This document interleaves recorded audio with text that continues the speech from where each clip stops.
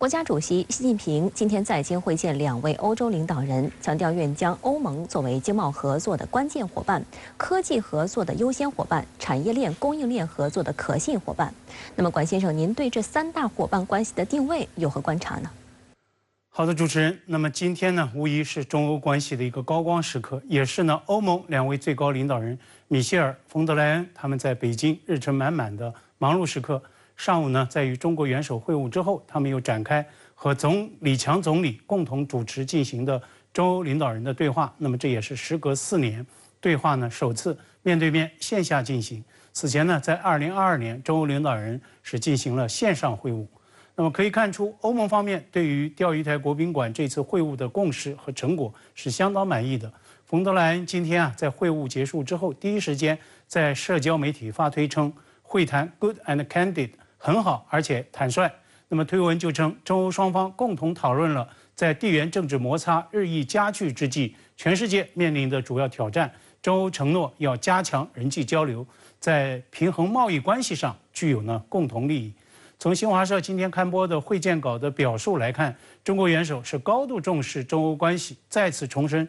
这样一个定位判断：中欧是推动多极化的2大力量，支持全球化的2大市场，倡导多样性的2大文明。所以中欧关系它具有战略意义和世界影响。那么在当前动荡加剧的国际形势之下，中欧有责任共同来为世界提供更多的稳定性，为发展提供更多的推动力。今天中国元首还特别提出了3大伙伴的目标定位，一定程度上也是在回应欧盟方面的关切，在展现追求互利共赢、实现共同发展的更加开放的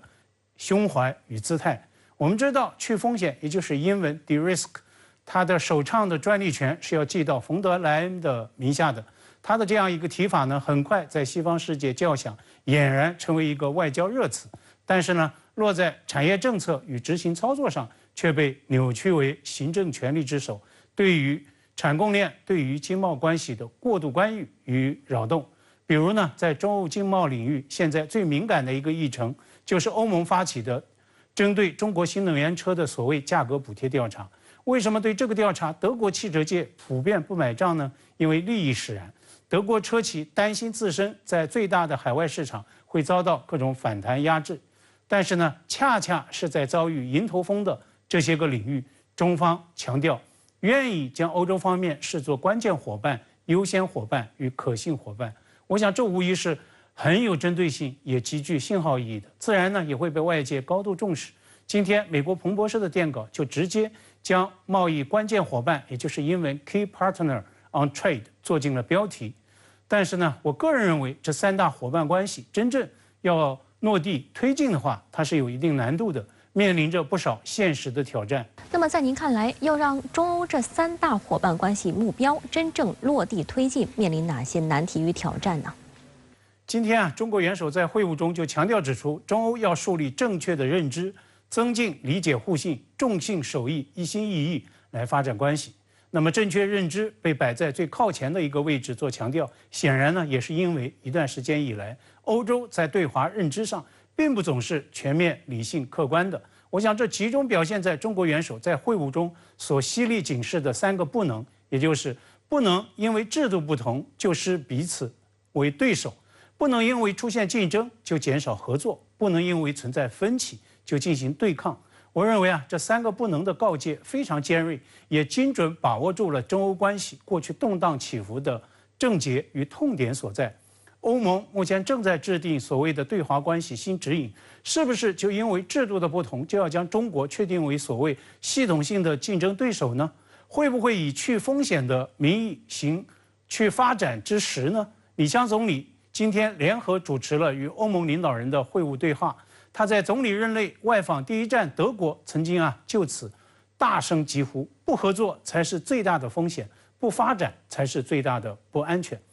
我也注意到，今天在与欧盟领导人会晤时中国元首指明了方向，中欧要做互利合作的伙伴，夯实利益纽带，排除各种干扰。这其中对于排除各种干扰的着力强调，被美国媒体现在自动对号入座了。彭博社今天的报道就分析指出，这一表述似乎是针对美方的，那么后者裹挟着荷兰等等欧洲国家在阻止中国发展高端芯片能力上采取了一系列的干预行动。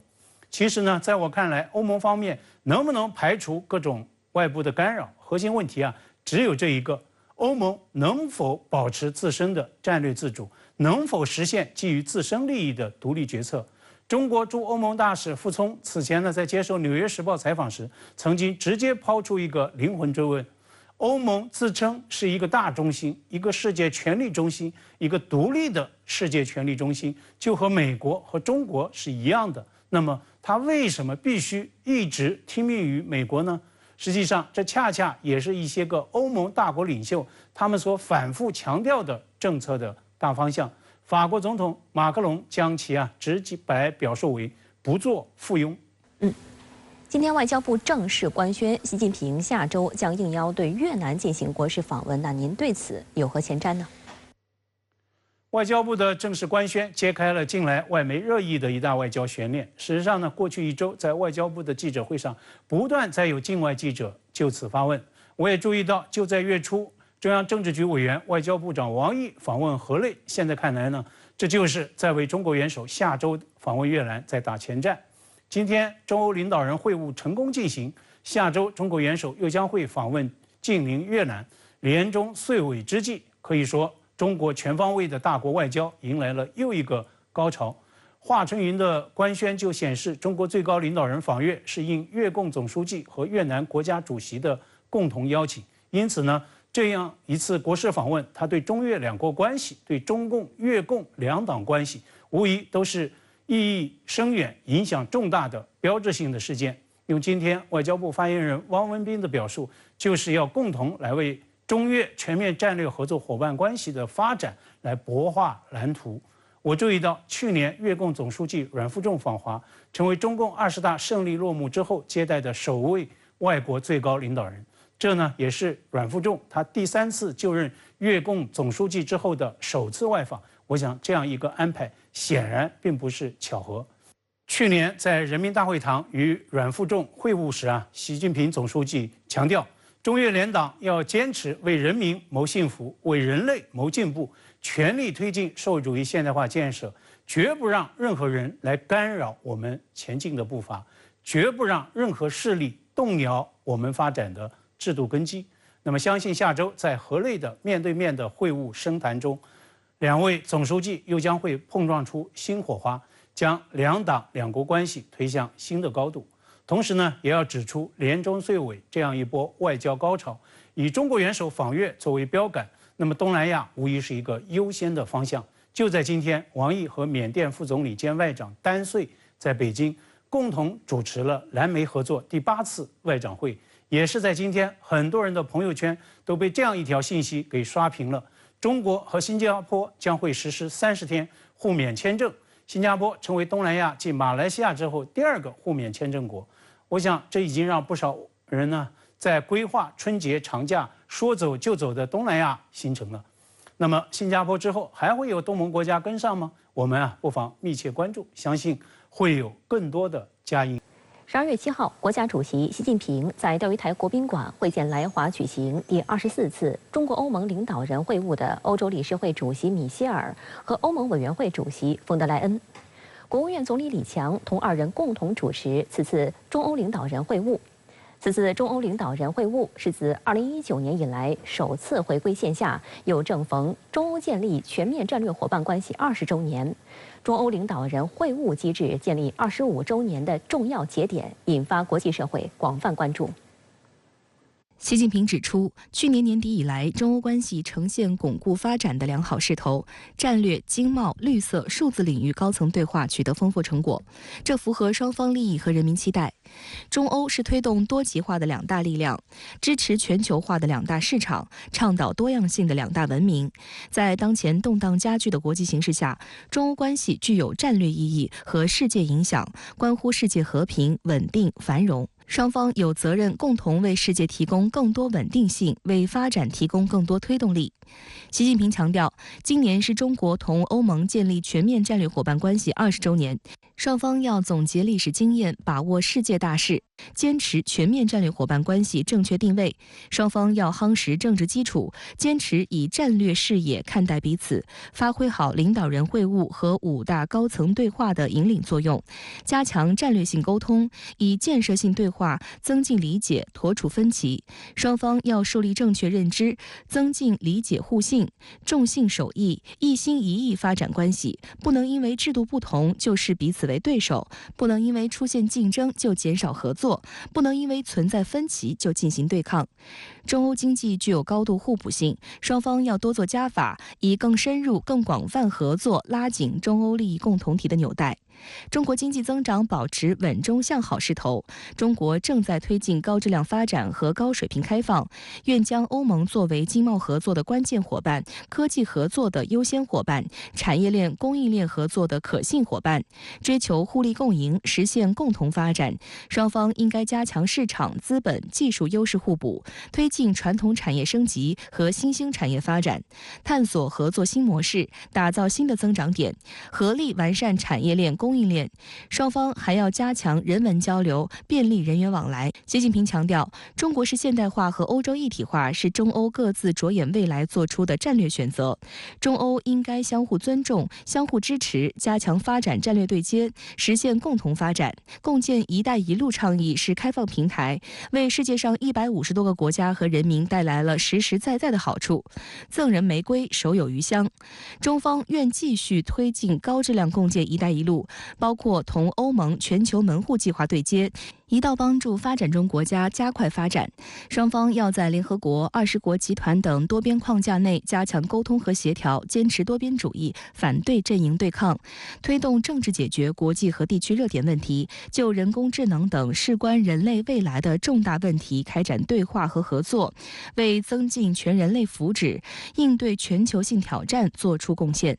米歇尔和冯德莱恩表示，欧盟和中国是世界2大力量，互为重要经贸伙伴，合作领域日益广泛。欧中合作是互惠平等的，管理好、发展好欧中关系，直接关乎双方人民利益，也关乎世界的繁荣与安全。欧方高度重视同中国的关系，不希望同中国脱钩，期待同中国发展长期稳定、可预测、可持续发展的关系。希望通过此次欧中领导人会晤，为未来欧中关系发展注入新的动力。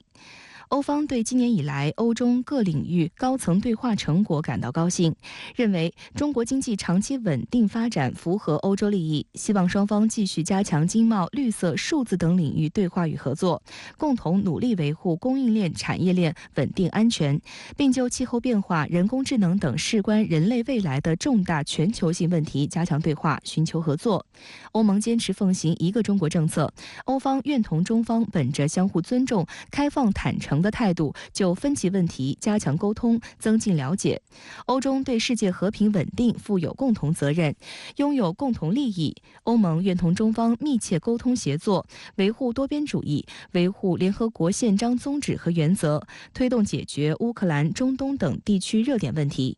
这次会晤呢，我觉得一个重要意义呢，就在于中方强调了中欧互补性比较强，双方的合作呢，对彼此各自的发展都是非常有益的。脱钩对双方都没有好的结果。我想未来的中欧还是聚焦于务实合作，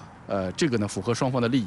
国务院总理李强7号在京同欧洲理事会主席米歇尔、欧盟委员会主席冯德莱恩共同主持第24次中国欧盟领导人会晤。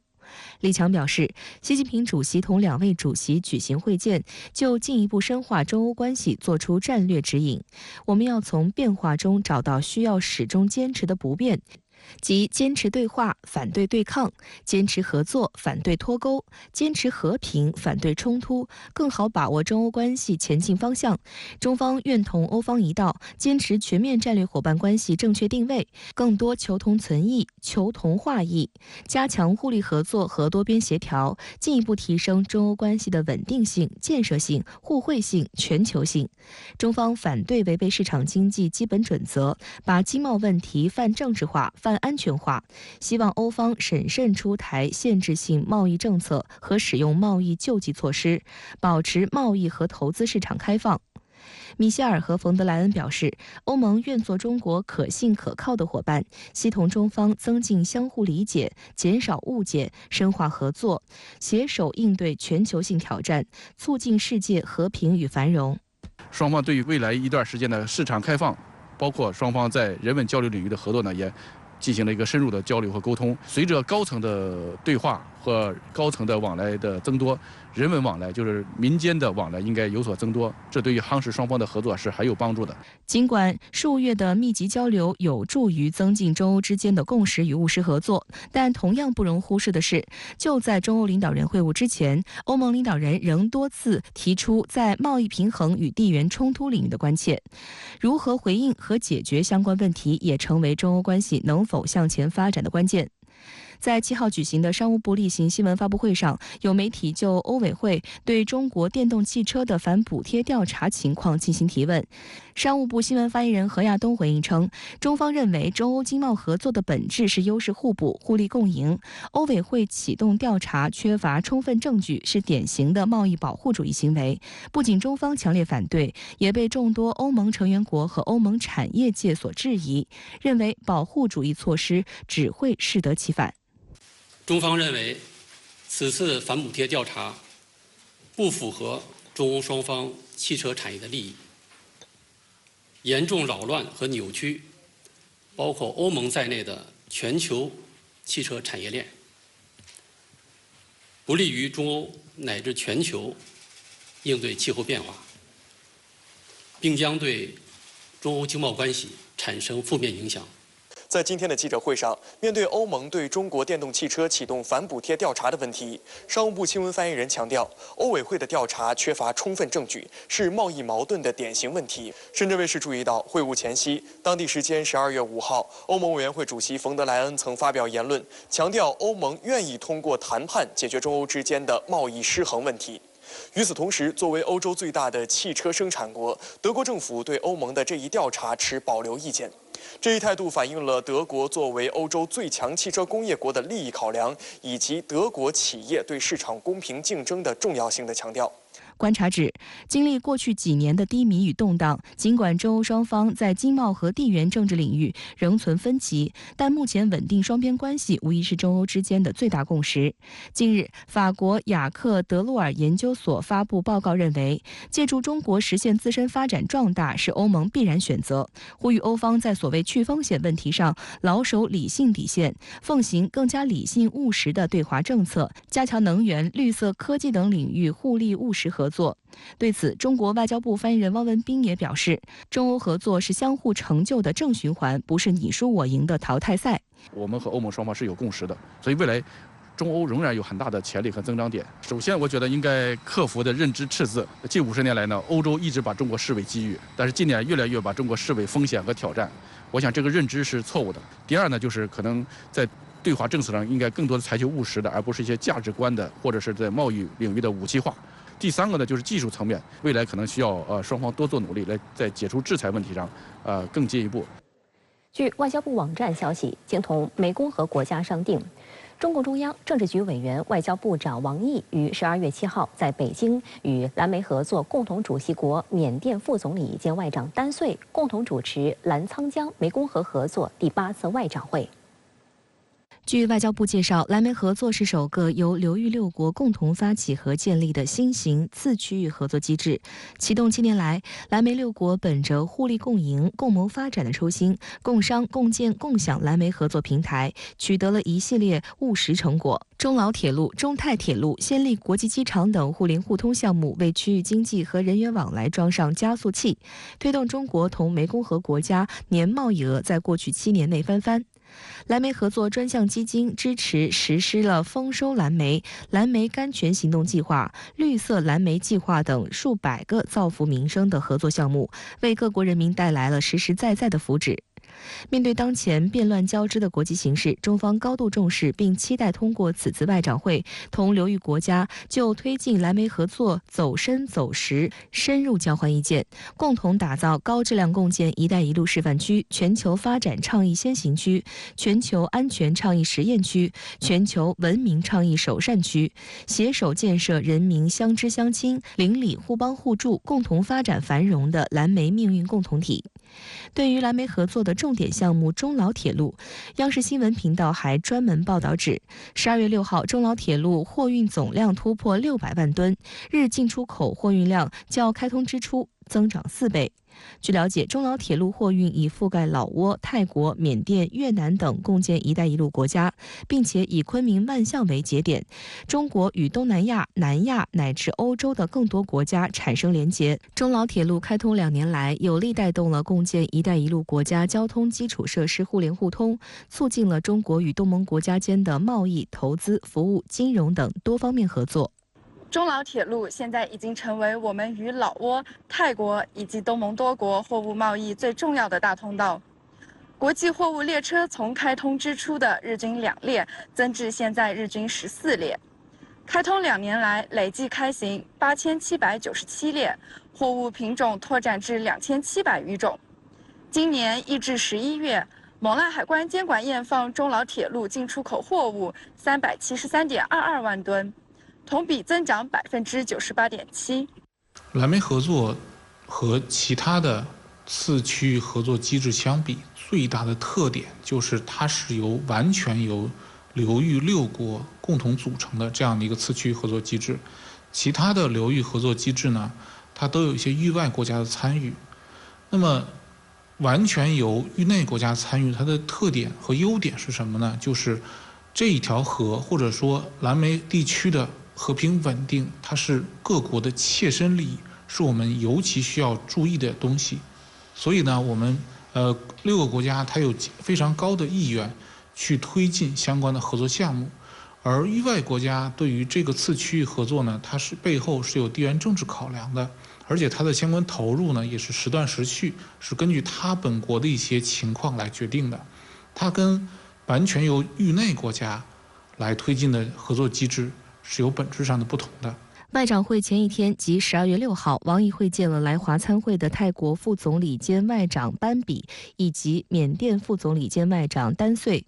对于中泰合作，王毅表示，双方要在政治上相互信任，密切各层级交往，加强全方位交流，加快推进中老泰联通发展构想，深化互联互通、经贸、旅游等领域合作，维护稳定畅通的产供链体系，共同打击网赌电诈、人口贩卖等跨国犯罪，推动中泰战略伙伴关系不断取得新发展。班比表示，泰方高度重视泰中关系，坚定奉行一个中国政策，愿同中方加强战略沟通，深化务实合作，欢迎更多中国游客赴泰旅游。泰方将强化安全保障措施，坚决打击电信诈骗等跨国犯罪。对于中缅合作，王毅表示，中缅是全面战略伙伴，有着传统包波情谊，始终相互支持、相互信任。中方赞赏缅方坚持一个中国原则，相信缅方会一如既往坚决反对台独行径，支持中国统一大业。中方赞赏缅方第一时间支持习近平主席提出的全球发展倡议、全球安全倡议、全球文明倡议，愿同缅方分享中国式现代化经验，积极推进中缅经济走廊建设。王毅强调，近期中缅合作打击缅北电诈、解救被困人员取得成效，有力震慑了不法分子。双方要强化执法安全合作，彻底铲除网赌电诈毒瘤。丹穗表示，缅方将坚决打击电信诈骗等跨境违法犯罪行为，与中方就此开展全面协调配合。12月6号，俄罗斯总统普京在4架苏35S 战斗机护航下前往中东，对沙特和阿联酋进行闪电式访问。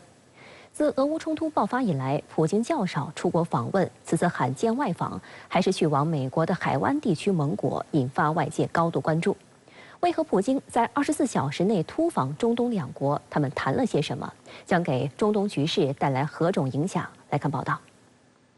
当地时间6号晚，普京搭乘空军1号飞机抵达沙特首都利雅得，率领代表团对沙特进行访问。走下舷梯后，已在停机坪等待的沙特接待团上前与普京握手。现场也有等待普京抵达的俄方人员。在与他们握手寒暄后，普京乘车离开机场，直接前去同沙特王储兼首相穆罕默德·本·萨勒曼会面。深圳卫视注意到，这是自2019年10月至今，普京与萨勒曼的首次面对面会晤。在会晤中，普京先对萨勒曼表示感谢，并称原本计划邀请萨勒曼访问俄罗斯，但计划发生了变化。他还表示，他们的下次会晤将会在莫斯科进行，并补充说，没有什么可以阻止我们友好关系的发展。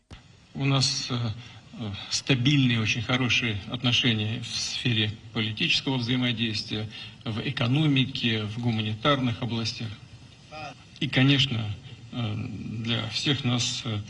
очень важно сейчас обменяться с вами информацией и оценками по поводу того, что происходит в регионе. 萨勒曼将普京称为亲爱的特殊客人。他说，沙特与俄罗斯在能源、贸易和投资领域的合作很成功，两国在扩大合作方面有着巨大的机遇。萨勒曼指出，两国之间的合作有助于消除中东的紧张局势。他补充说，我们未来的政治互动和合作将无疑对全球局势产生积极影响。克里姆林宫发言人佩斯科夫透露，普京和萨勒曼在会谈结束后的午餐时间继续进行了1对1的交流。双方进行了数小时的详谈。佩斯科夫表示，普京和萨勒曼谈到了欧佩克加内部的合作和许多深化合作的具体计划。双方将继续在欧佩克加中合作，以支持国际能源市场保持适当水平、稳定和可预测的状态。佩斯科夫补充道，普京和萨勒曼还讨论了国际议程上的敏感问题，以及令人深感忧虑的巴以冲突局势。在访问沙特之前，当地时间6号早上，普京访问了阿联酋。阿联酋国家通讯社报道，阿联酋以盛大仪式欢迎普京的到访。阿联酋空军飞机护送普京进入阿联酋领空。抵达后，阿联酋还出动了国家飞行表演队。当普京的车队驶入阿联酋总统府时，数架战机从空中掠过，从机尾拖出的白蓝红彩色喷雾在天空中组成了俄罗斯国旗的图案。 I think some of the images that we've seen, especially with that flyover, with that salute, but also with the escort that Vladimir Putin got. I think it is showing how important this visit is also to the UAE and the message that the UAE and Saudi Arabia are trying to send to the United States and also to the rest of the world, saying that, look, they are America's allies. They're very important allies for the United States in the Middle East, but they also want to continue working and having pragmatic relations with the Russian Federation and with Vladimir Putin. 事实上，这是今年俄罗斯与阿联酋领导人的第2次会晤。上一次会晤是在6月份的圣彼得堡国际经济论坛上，阿联酋作为贵宾国出席。而在此次阿布扎比的会晤中，普京带领包括石油、核能、经济、外交、航天方面的俄罗斯高级官员代表团出席。普京表示，俄罗斯和阿联酋之间的关系处于前所未有的水平，专注于扩大两国间的经济联系。普京还邀请阿联酋总统穆罕默德·本·扎耶德·阿勒纳哈扬出席2024年在俄罗斯喀山举行的金砖国家领导人会晤。Вашей позиции вышли на беспрецедентный. И действительно, Объединенные Арабские Эмираты – главный торговый партнер России в арабском мире. Реализуется ряд крупных проектов в нефтегазовой сфере. Мы сотрудничаем и по линии ОПЕК+. Мы сотрудничаем на международной арене. Объединенные Арабские Эмираты вносят огромный вклад в стабилизацию ситуации в мире, будучи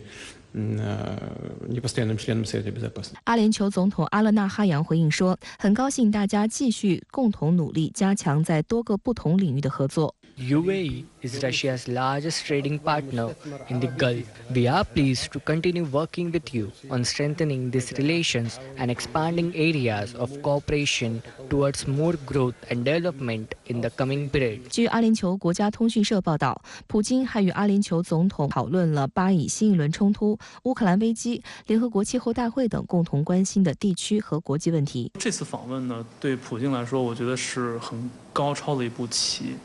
对于普京来说呢，其实这个争取中东国家的支持呢，实际上是他这个为他俄罗斯对这个世界多极化这种前景的一个非常重要的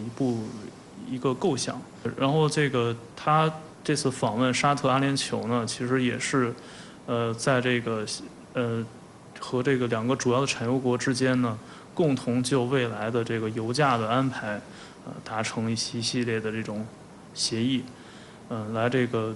保证这个未来俄罗斯有一个比较稳定的能源的收益。值得一提的是，普京此次中东之行由4架苏35战斗机组成的俄武装力量空中编队全程伴飞。从俄罗斯国防部发布的视频可见，在普京乘坐的伊尔96专机两侧，4架苏35S 战机均携带4枚空空导弹。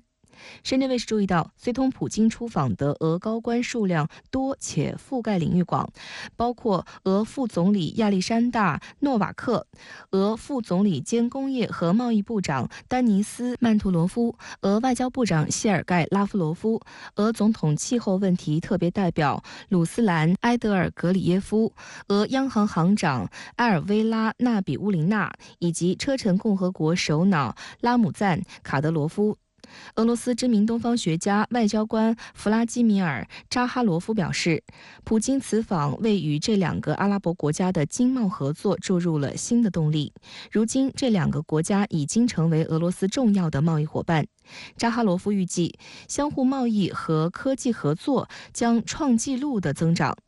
欧佩克加框架内石油生产和定价发展速度方面的协调也将加强。有国际观察人士分析，此次访问清楚地表明，西方抹黑和孤立俄罗斯的努力失败了。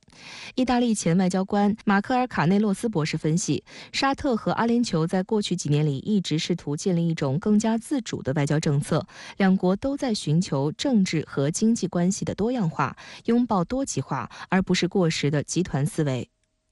《华尔街日报》称，这次出访对普京来说很不寻常，可能会在美国和其海湾盟友之间打入楔子。今日俄罗斯电视台6号分析指，一些中东国家此前一直处于美国的轨道上，现在他们奉行更独立的政策，并试图摆脱西方的监护。彭博社称，尽管美国和欧洲试图在全球舞台上孤立普京，但普京的海湾之行表明，他有能力与全球其他地区建立联系。美国在最近过去一段时间以来，在过去7、8年以来呢，其实它在中东的影响力一直处在一种下降的状态。包括其实对它的战略重心本身呢，也在从中东在转移。就是这些中东国家呢，是希望去增强自身外交的一个多元平衡的特性，希望去发展和这个俄罗斯、中国等等这些其他非西方大国的关系。12月7号，伊朗总统伊布拉辛·莱西抵达莫斯科，并开始对俄罗斯进行访问。而在莱西访问前，当地时间12月5号，俄罗斯外交部长拉夫罗夫与到访的伊朗外交部长阿卜杜拉希扬在莫斯科举行会谈，并签署了一份反对西方单边制裁的文件。这两个国家都是长期以来呢备受这个美西方的各种制裁的这个影响啊。在这个问题上面，发出这样一种声音呢，有一定的象征意义，就是他在进行一种道义的这个呼吁。俄罗斯媒体称，普京周4将在莫斯科与莱西举行会谈，两国领导人将讨论实施经贸领域有前景的合作项目问题，其中包括交通与能源在内的项目，还将讨论国际与地区问题。会谈将以代表团参加的形式举行，还将以1对1小型工作宴会的形式举行。俄莫斯科共青团员报称，1天半里的时间里接连举行3场极具国际影响力的活动，普京似乎打算创造外交活动的新纪录。我们看到，俄罗斯总统普京在短短1天半的时间内，先是闪电式访问沙特与阿联酋，后又在莫斯科接待来访的伊朗总统莱西。对此您作何解读呢？我相信大家已经看出来了，普京这次闪电式外交出击的对象，也就是沙特、阿联酋、伊朗这3个国家，存在着这么几个共同的特点：一个是都是中东伊斯兰国家，这显然跟正在进行的以色列与哈马斯之间的冲突态势密切相关。在这场冲突过程当中，相当多的伊斯兰国家不满美国一面倒的支持以色列的做法。俄罗斯显然想要利用这股情绪来拉拢这些中东国家。20这些国家都是中东产油大国，很显然，共同的石油武器也成了俄罗斯亲近这几个国家的重要因素。3是在今年8月份举行的南非金砖国家会议上面，这3个国家都被吸纳为了金砖国家组织成员，而俄罗斯这是明年金砖国家的轮值主席国，将会承办下一届金砖国家领导人峰会。这实际上也就意味着，面对广义上的西方国家的集体封锁与围堵，俄罗斯仍然想要依靠全球南方国家来进行反制与抗衡，而金砖国家组织这成为了俄罗斯团结全球南方国家的重要抓手。那您认为，普京总统为什么会选择在这个节骨眼上对中东国家打出一套外交组合拳呢？确实，由于遭受了西方国家的集体封锁与制裁，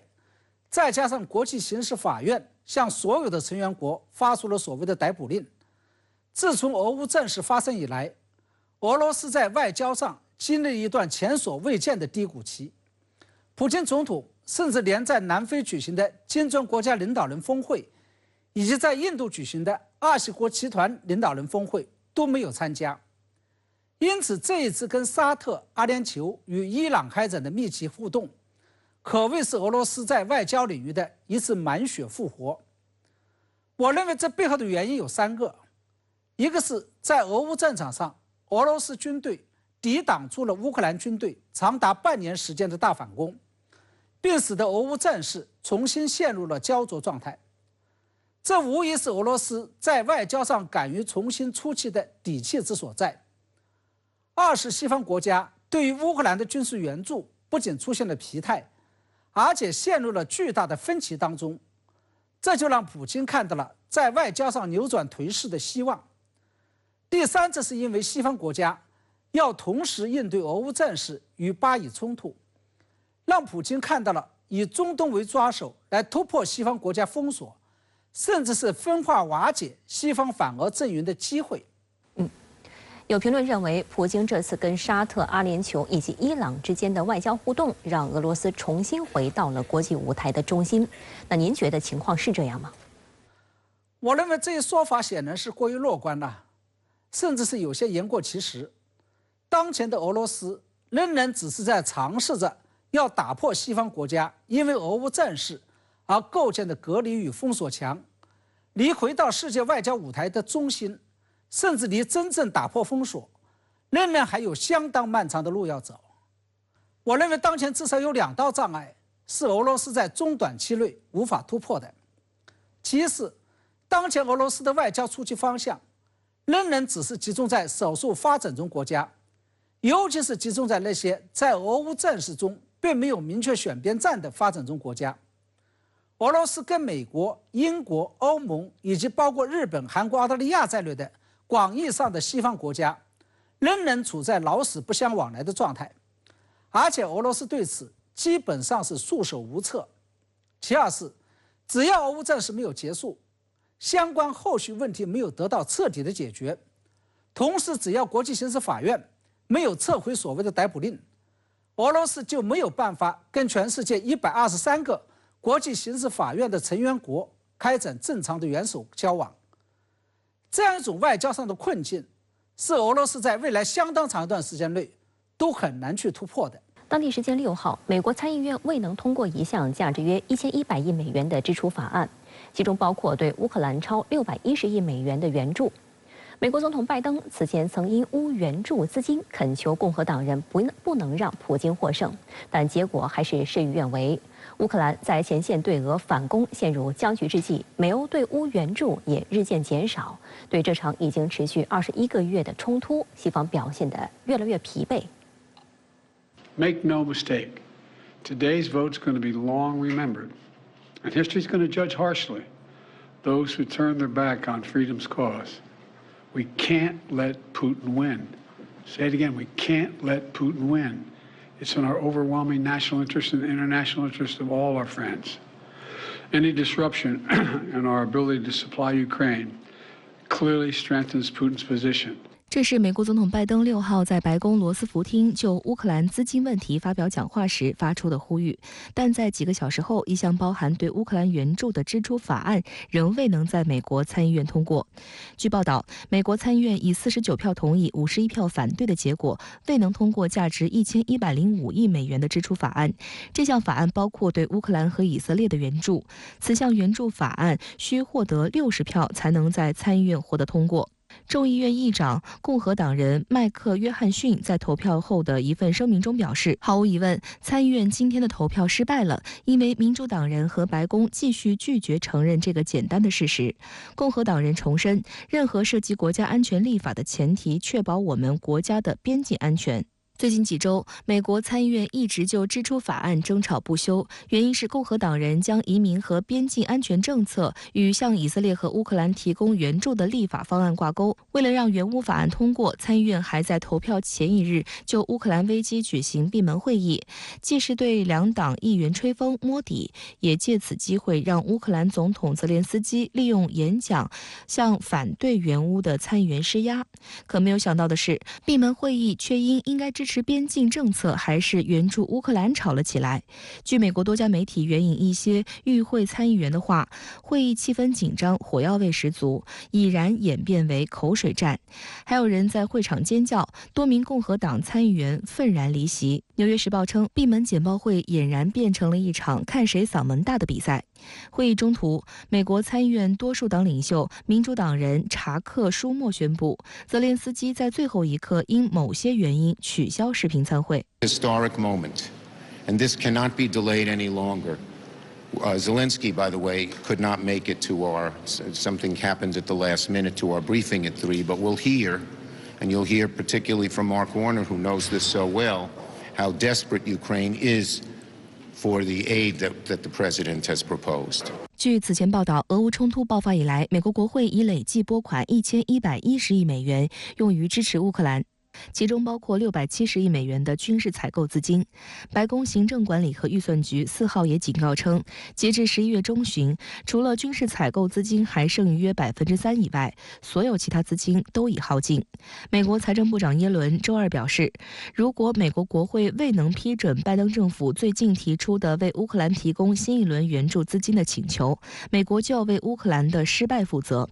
美国国防部也在5号敦促国会采取行动。Notably, without additional funding, the department may soon reach a point where it cannot sustain the current level of security assistance support to Ukraine. 值得注意的是，虽然在6号，美国国防部宣布向乌克兰提供价值1.75亿美元的新一批军事援助，但美国务院称，若法案未通过，这可能将是最后一批军援。值得注意的是，自今年1月共和党从民主党手中接管众议院以来，国会还尚未批准任何援乌资金。有分析认为，共和党反对援乌的态度主要是出自特朗普式美国优先的孤立主义，主张美国不要再插手海外事务，以美国人民的利益为先。还有人预期，如果特朗普2025年真的重返白宫，其第一步就是抛弃乌克兰。尤其是从今年这个夏天开始，在俄乌战场上，乌克兰跟俄罗斯这样的一个战事的延宕，导致了美国两党对于援乌问题产生了严重的分歧。那么可以预见，拜登所提出的这样一种完整的对乌援助的这样的一个方案，是很难在美国参众两院顺利的过关。除了美国内部，欧盟各国领导人对于向乌军援也开始打退堂鼓，特别是对于10月欧盟峰会上提出的高达500亿欧元的拨款，很多国家委婉地表示拒绝。而在武器援助方面，欧盟表达了他们不能确保能落实之前对乌克兰的100万发炮弹的承诺。具体到各个欧盟国家，匈牙利和斯洛伐克已经明确表示不再向乌克兰提供武器弹药，波兰也因对乌克兰农产品禁令导致波乌关系持续紧张。波兰总理马泰乌什·莫拉维茨基曾表态不再向乌克兰提供军援。西方援助的减少已经开始影响俄乌战局。据乌克兰独立通讯社5号报道称，正在美国访问的乌克兰总统办公室主任叶尔马克表示，因缺乏美国的支持，乌军只能固守现有前线阵地，将被迫转为防守，这将带来巨大风险。路透社称，在西方盟友对乌援助愈发不确定的背景下，叶尔马克的这番言论是基辅政府高级官员迄今发出的最直白的求救。而据塔斯社此前一天报道，乌克兰武装部队总司令扎卢日内向美国国防部长奥斯汀提出供应1700万枚炮弹以及3500亿至4000亿美元的资金请求。消息人士称，奥斯汀感到很惊讶，因为全世界都找不出来这么多炮弹。